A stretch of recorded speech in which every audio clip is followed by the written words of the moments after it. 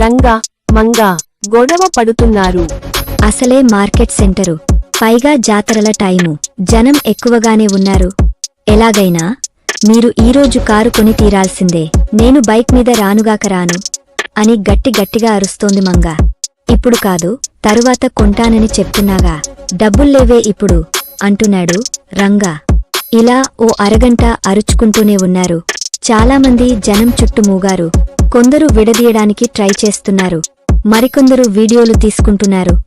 గొడవ ఏమాత్రం తగ్గటం లేదు.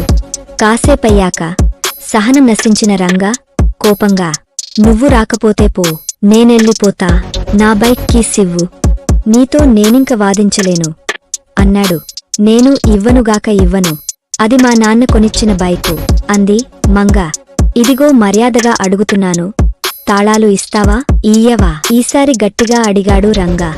చచ్చినా ఇవ్వను అంతే మొండిగా చెప్పింది మంగ. ఏంటే నువ్విచ్చేది?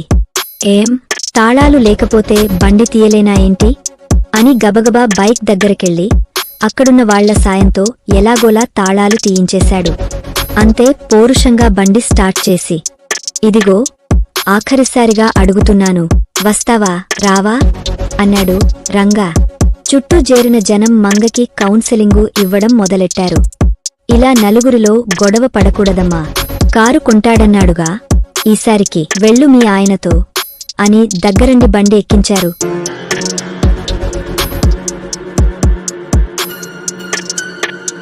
సరిగ్గా అదే ప్లేసులోనే ఎవడో ఏడుస్తూ అరుస్తున్నాడు.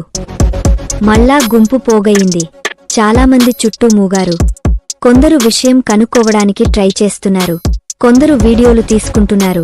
వార్నాయనో, ఇక్కడే పెట్టాను, ఎవడో నా కొత్త పల్సర్ బైక్ ఎత్తుకెళ్ళిపోయాడా బాబోయ్ అని లబోదిబోమంటున్నాడు.